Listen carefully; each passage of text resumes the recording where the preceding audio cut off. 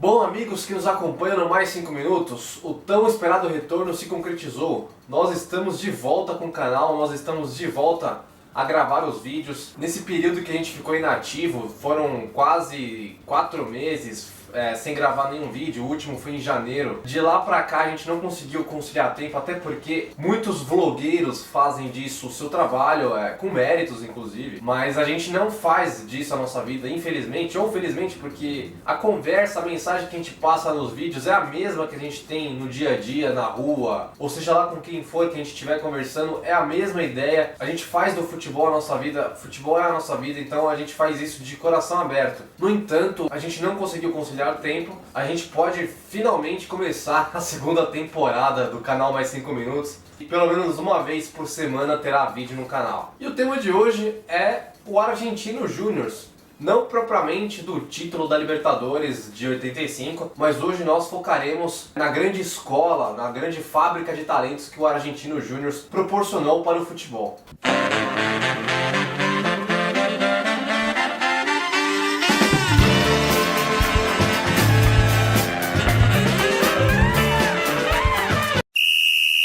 No bairro de La Paternal, em Buenos Aires, houve um tempo em que um bicho feroz, um bicho colorado, resolveu atormentar a vida dos grandes clubes da Argentina. Os considerados gigantes como River, como o Boca Juniors, Independiente, Racing, São Lourenço. E foi inesperado, foi de uma hora para outra. Como eu disse, o Argentino Júnior, ele foi campeão da Libertadores de 85, ele foi bicampeão argentino nesse período dos anos 80 e ele realmente conquistou grandes feitos na Argentina e na América do Sul e também conquistou um respeito muito grande. E isso se deve por uma escola de talentos que o Argentino Júnior tem. O Argentino Júnior é famoso por ter uma grande base, uma grande categoria de base.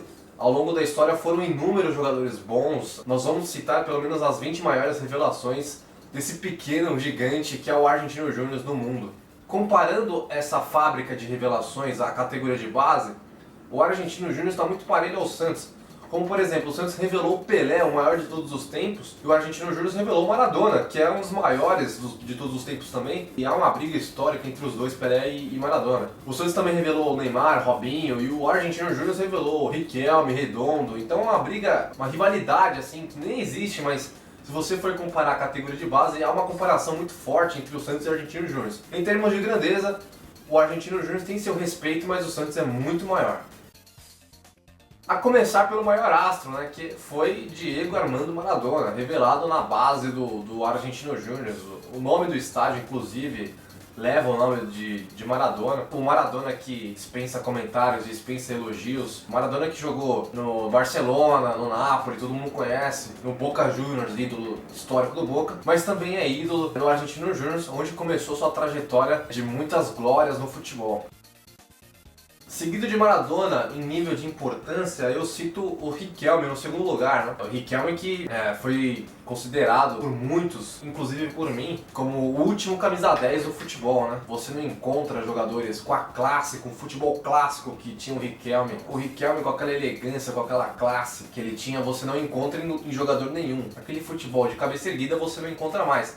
Portanto, considero também o Riquelme como o último camisa 10 do futebol, que também jogou no Boca, também foi o ídolo máximo no Boca. Talvez o maior ídolo do Boca não seja nem o Maradona, e sim o Riquelme. O Riquelme é tão respeitado aqui no Brasil que toda janela de transferência tinha um time brasileiro interessado nele. Até depois que encerrou a carreira, surgem especulações para um time ter o Riquelme de volta.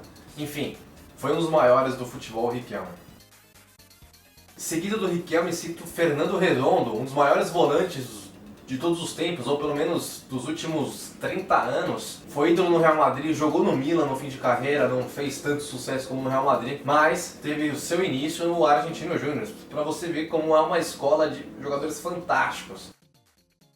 Em quarto lugar, de nível de importância, de revelações do Argentino Júnior, eu cito Juan Pablo Sorin, um dos maiores ídolos recentes do Cruzeiro. Ser ídolo no Cruzeiro não é fácil, porque é um time de muita grandeza, é um dos maiores times do Brasil e do mundo. E foi revelado no Argentino Júnior no começo dos anos 90, logo depois foi para a Juventus da Itália, onde não teve sequência, onde não se adaptou. Ficou 6 meses lá e voltou para a Argentina para jogar no River Plate, onde foi campeão da Libertadores, onde também foi considerado ídolo. Ídolo no Cruzeiro. jogador respeitado no futebol mundial, mas que começou no Argentinos Júnior. Na quinta posição das maiores revelações, eu falo do Esteban Matias Cambiasso. Foi despontado como um grande volante no começo dos anos 2000. O que todo mundo pensa que ele foi revelado no Independiente da Argentina, se enganam, porque ele foi criado na base do Argentinos Júnior. Ficou num período de 1 ano e meio no Argentinos Júnior. Aí ele foi para o Real Madrid B e depois ele voltou para o Independiente, onde jogou profissionalmente no começo dos anos 2000. Ele ficou muito tempo no Independiente, depois foi para o River, ficou muito pouco tempo também no River, e aí voltou para o Real Madrid, só que nesse caso no time profissional, no time principal, e aí fez a vida na Europa. Depois da passagem do Real Madrid foi para a Internazionale de Milão, jogou na Inter muito tempo, foi campeão da Champions League, campeão italiano com a Internazionale, campeão do Mundial contra o Mazembe, e depois ele foi para o Leicester, né? Atual campeão inglês, só que naquela altura o Leicester, ele brigava para não cair, não caiu, e o Cambiasso fazia parte daquele time, e depois ele saiu, e aí o Leicester foi campeão inglês, e o Cambiasso não foi campeão inglês, não fez história com o Leicester. Na sexta colocação eu menciono o Sérgio Batista, campeão mundial com a Argentina em 86, e ficou muito tempo, quase 10 anos, atuando pelos Bichos Colorados. Depois jogou no River, depois fez história na Argentina. No fim de carreira, foi um dos primeiros a jogar no Japão. Inclusive no Mundial da África do Sul em 2010, ele era auxiliar técnico do Maradona, que foi o técnico da Argentina.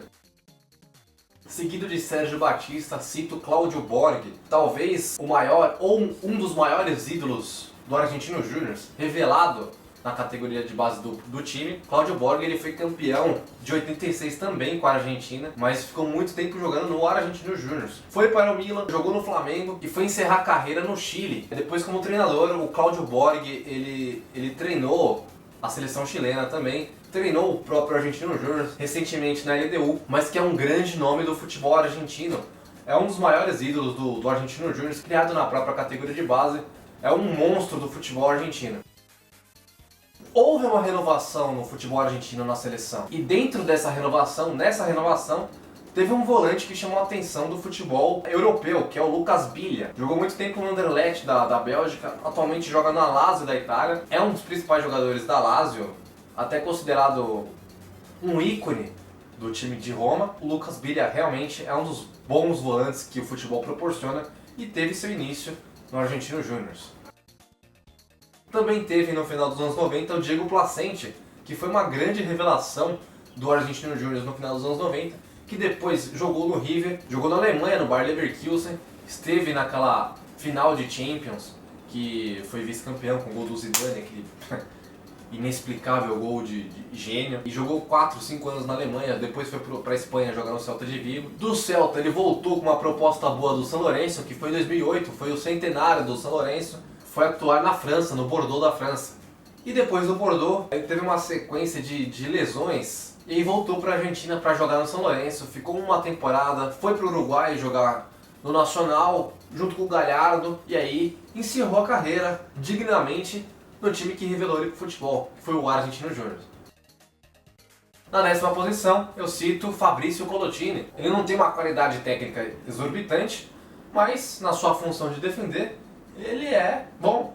Tanto que jogou nos melhores times do mundo, como o Boca Juniors, como o Milan, atualmente no Newcastle, né? Desde 2008, inclusive, no Newcastle. Talvez seja o maior ídolo recente do Newcastle, é o Colottini, o argentino Colottini. Disputou a Copa do Mundo em 2006, disputou 3 jogos e jogou a Copa das Confederações em 2005, onde perdeu para o Brasil de 4-0 na final. É um bom zagueiro, é um zagueiro de respeito, inclusive, na Inglaterra, né? Porque tá há muito tempo no Newcastle mesmo, com rebaixamento recente, e começou no Argentinos Júnior. Em 11º, não tem como esquecer a figura de José Pekerman, atual treinador da Colômbia, já faz um tempo, mas ele foi jogador e jogou apenas em 2 times na sua carreira. No Argentinos Júnior, onde ficou muito tempo, quase 11 anos no Argentinos Júnior, e o segundo time foi o Independiente de Medellín, da Colômbia, onde ele foi considerado ídolo também. No futebol, José Pekerman é mais conhecido na sua função de treinador, tanto que ele é o atual treinador da Colômbia, treinou a Colômbia na última Copa do Mundo no Brasil, está à frente desse cargo desde 2002, treinou alguns times do México, como o Toluca, e também treinou a Argentina no período de 2 anos, de 2004 a 2006, inclusive foi para a Copa de 2006. E José Pekerman, além de começar a sua carreira de jogador no Argentino Júnior, também começou a sua carreira de treinador na base do Argentino Júnior. Então é uma história que se mistura nessa trajetória. Seguido de José Pécrem, eu cito Néstor Lorenzo, defensor, que jogou a Copa de 90 na Itália, defendendo a seleção argentina. Começou no Argentino Júnior, teve um destaque no time, inclusive sendo campeão da Libertadores em 85. Ficou 4 temporadas e aí foi para a Itália, foi jogar no Bari da Itália. Depois do Bari ele jogou a Copa do Mundo de 90 pela Argentina, depois voltou para a Argentina para jogar pelo São Lourenço e aí a carreira começou a desandar, começou a não repetir os grandes feitos como defensor, como zagueiro. E aí ele começou a rodar por times de menores expressão, como o Banfield e o Ferrocarril. Mas Néstor Lorenzo foi uma das grandes revelações do Argentino Júnior no começo dos anos 80, que culminou em títulos, né? A Libertadores, Campeonatos Argentinos e chegou a jogar o Mundial de 90. Agora eu falo de Fernando Cáceres, El Negro Cáceres, um zagueiro muito importante nos anos 90. Ele jogou no River depois de ter jogado no Argentino Júnior e aí ele foi fazer história na Espanha, jogou no Zaragoza e aí depois ele foi transferido para o Celta de Vigo, que ficou por lá quase 7 anos, 6 anos e meio na temporada. Fez algumas aparições pela seleção argentina, inclusive jogando a Copa de 94. Era um bom zagueiro, era um zagueiro respeitado. Um fato que ficou marcado na vida de Fernando Cáceres foi em 2009 ele ter sido vítima de um assalto e tomou um tiro na cabeça e ficou 2 meses em coma. Fernando Cáceres quase perdeu a vida, mas um fato a ser mencionado, relembrado positivamente na carreira dele foi o título da Copa América da Argentina em 93. Foi o último título que a seleção argentina conquistou na história, foi a Copa América de 93 e o Cáceres estava presente. É o Colorado McAllister, segue a lista. Manja aquele jogador diferente do Boca Juniors? Do Super Nintendo International Superstar Soccer Deluxe? Então, muita gente só conhece ele pelo videogame, pela fita do Super Nintendo. Mas o McAllister foi um jogador de respeito no começo dos anos 90. Porém, ele foi revelado no final dos anos 80 pelo Argentino Júnior. Logo depois foi pro Boca, onde ganhou notoriedade, onde ganhou espaço nacional na Argentina. Chegou a disputar algumas partidas pela seleção e McAllister assim conseguia seu espaço no futebol. Depois do Boca ele jogou no Racing e no Ferrocarril e depois encerrou a carreira, digamos, precocemente, com menos de 30 anos, 29 anos talvez. Depois de McAllister eu cito Diego Canha. Diego Canha, que era um médio volante, um armador volante, era um bom jogador, jogou a Copa de 94. Eu particularmente gostava muito do futebol de Diego Canha, tanto que ele jogou no Boca no final dos anos 90 e no começo dos anos 2000. Foi campeão com o Boca naquela leva de títulos do Boca, papa títulos que o Boca conquistou, não só na Argentina, mas principalmente a Libertadores na América do Sul. Passou pelo Independiente, constituiu fama no Boca Juniors, jogou na Espanha também, na seleção algumas partidas, inclusive a Copa de 94, mas encerrou a sua carreira no Boca. Foi um dos ícones do Boca, inclusive, no começo dos anos 2000. Mas começou sua carreira vitoriosa no Argentino Júnior, provando que o celeiro de revelações do bicho colorado é muito forte, muito grande. O que era para ser uma grande promessa não se concretizou. Porém, Nicolás Pareja, tem até um respeito no futebol. Atualmente joga no Sevilha. E Nicolás Pareja surgiu com uma promessa no futebol argentino de conquistar o seu espaço na seleção. Foi revelado, obviamente, pelo Argentino Júnior. E depois foi fazer carreira na Bélgica, onde jogou muito tempo no Anderlecht. Depois do Anderlecht ele rondou pela Espanha, jogando no Espanhol. Foi jogar na Rússia, no Spartak. E agora no Sevilha. Nicolás Pareja jogou algumas partidas pela seleção. Era para ter sido uma promessa a ser concretizada, um jogador para ter sido titular da seleção argentina. No entanto, não desempenhou um futebol à altura de ser convocado. Tá no Sevilha, joga pelo Sevilha, mas nunca mais atuou pela seleção argentina.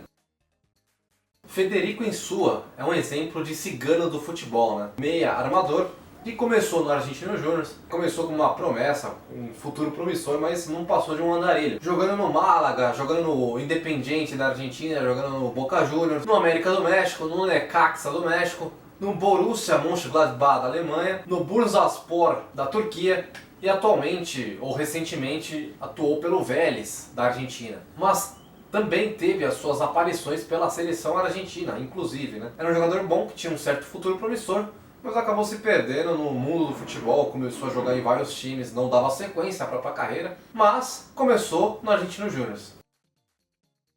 O antepenúltimo jogador da lista, eu cito Adrian Domenech, criado na categoria de base do Argentino Júnior, depois teve um período no Independiente e retornou em 84, onde conquistou os títulos de maior importância com o Argentino Júnior, inclusive era capitão do título da Libertadores de 85. Adrian Domenech teve uma carreira no futebol argentino, não foi uma carreira duradoura, durou apenas 10, 11 anos, mas chegou a jogar no Boca depois da passagem pelo Argentino Júnior.